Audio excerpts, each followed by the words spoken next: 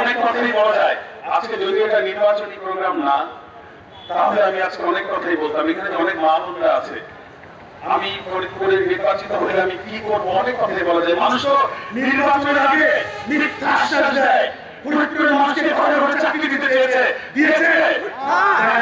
ফরিদপুরের মানুষকে প্রত্যেকটা ইউনিয়ন থেকে নিয়ে এই সবগুলো যে সমাপ্ত হয়েছে, যে জাতীয় সংসদ নির্বাচন, দামি প্রার্থীর নির্বাচন, ফরিদপুরের একটি প্রার্থী তিনি মিথ্যা কথা বলে ফরিদপুরের মানুষের ভোট নিয়েছিলেন। তিনি টাকা দিয়ে তারপরে ওই আসনটা কিনে নিয়েছিলেন। যেখানে আমাদের গরিবানা মতো আমরা টাকা কোথায় পাবো, অল্প কিছু টাকা হলে নেতা কর্মীদেরকে দিয়ে তারপরে নির্বাচন করা যায়। সেখানে নাকি 200 কোটি টাকা দিয়ে এই চেয়ার তিনি কিনেছিলেন, মানুষকে মিথ্যা আশ্বাস দিয়েছিলেন প্রত্যেকটা ঘরে ঘরে মানুষকে চাকরি দিবে। চাকরিটা কি দিতে চেয়েছিল জানেন? চাকরি দিতে চেয়েছিল তার যে সমস্ত শিল্প কলকারখানা গড়েছে। আমাদের মতো তো রাজপথে রাজনীতি করে নাই, আমাদের মতো তো বাইরে আসে নাই, ব্যবসা করেছে। এদেশের কি ব্যবসা করেছে সেটা আর বলতে চাই না।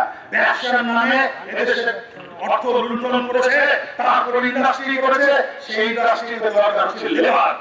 এই লেবার রাস্তাঘাট থেকে ধরে নিয়ে গেলে হবে না, তাদেরকে সেলাই করে শেখানোর জন্য বিভিন্ন ইউনিয়নে কি করেছিল, সেই সেলাই শেখানোর জন্য নাকি ট্রেনিং সেন্টার, ট্রেনিং সেন্টার না, এটা ছিল লেবার বানিয়ে তার নিজের ওই শিল্প কলকারখানায় নিয়ে তাদেরকে লেবার দিয়ে তারপরে ডলার কামাই করার সম্ভব।